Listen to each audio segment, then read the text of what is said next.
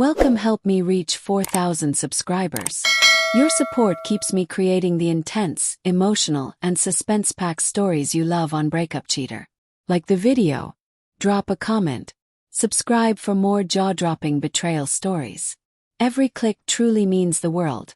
Thank you for being part of this growing family.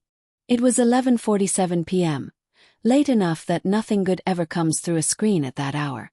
I was half asleep on the couch, the blue glow of the TV flickering across an empty space where she should have been sitting. Olivia had left 3 hours earlier, a rushed kiss on my cheek, a vague explanation about needing air, and the subtle scent of her perfume trailing behind her like a ghost. The screen lit again. Olivia, don't call me. Just 3 words. Cold. Final. Like a door slammed with the force of years. My thumb hovered over the keys. 1,000 memories slammed into me. Our first date under the rain-soaked awning of the little cafe downtown, the night she cried into my chest when her mother died, the way her fingers always tangled in mine while she slept. We weren't perfect, but we were us. We fought, we forgave, we rebuilt. Or at least I believed we did. Something inside me cracked as I typed my reply. Me, then don't come back. I hit send before fear could slow me down. Seconds passed. Then minutes. The silence tasted like metal in my mouth. And then, my phone exploded with notifications. Message after message. Missed calls. Voice notes. Her name filling the screen like a flood trying to drown me. I opened the first text. Olivia, Michael, please just let me talk. The second. Olivia, not like this. You don't understand. My pulse thundered in my ears. A sick heaviness spread through my chest. Something was wrong, very wrong. You don't text someone don't call me and then panic unless something is unraveling behind the curtain. Something you can't control anymore. I swallowed hard and forced myself to type. Me, where are you? The typing bubble appeared. Disappeared. Peered again. Then her answer dropped, heavy and damning. Olivia, with him. 1. The breaking point. The words didn't make sense at first. With him. Who was him? Friend. A coworker. A mistake she was regretting even as she texted it. I wanted to believe there was an explanation, something rational, something forgivable. But my mind was already stitching together fragments I'd ignored for months. Late returns from work dinners. A new password on her phone. Perfume that didn't smell like hers. Smiles that never reached her eyes. I thought I was paranoid. I thought love required trust. Maybe I was just blind. I grabbed my jacket, throat tight, lungs too small. The house felt wrong. Too still, too silent, like everything I believed had been replaced with something fragile and counterfeit. I texted 1 word. Me, address. She didn't refuse. She didn't hesitate. She sent a location. Hotel. My fingers shook as I stared at the map. Only 15 minutes away. Close.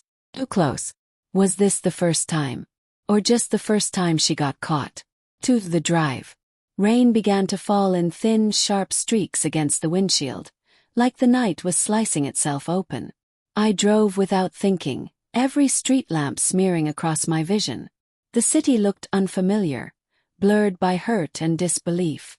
I kept checking the phone on the passenger seat, praying she'd text again. Tell me it wasn't what I thought. Tell me it was a misunderstanding. But the screen stayed dark. My heart didn't. When I turned into the hotel parking lot, I sat in the car for a full minute, engine humming like a quiet threat.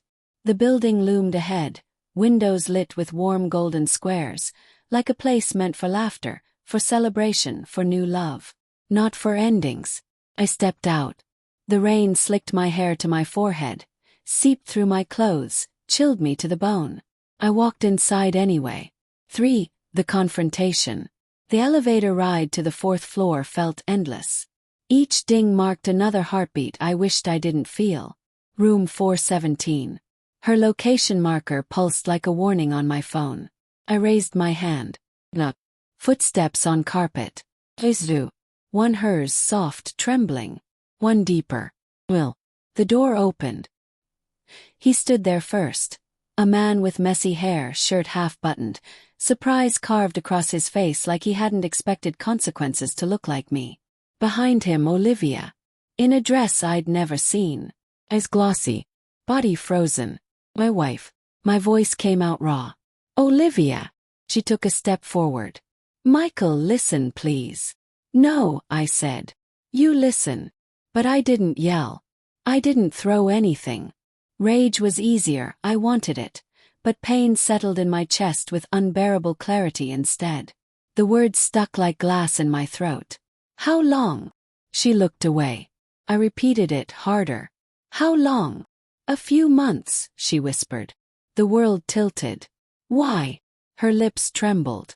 Her lover shifted awkwardly, as if wishing he could evaporate. She spoke without looking at me. I felt invisible. You were always working. Tired. Distracted. I thought we were fading and her voice cracked. He made me feel wanted again. The honesty burned. So instead of talking to me, I said, you ran to him. No, she cried, I tried. You didn't hear me. Maybe she had. Maybe I'd missed the signs. Maybe love isn't just holding someone. It's noticing when their grip loosens. But betrayal is betrayal, no matter the excuses. Silence stretched between us like a broken bridge. Finally, I breathed the only truth left inside me. You could have chosen us. She closed her eyes. I know. For the collapse. I turned to leave. If I stayed, I would shatter in front of both of them.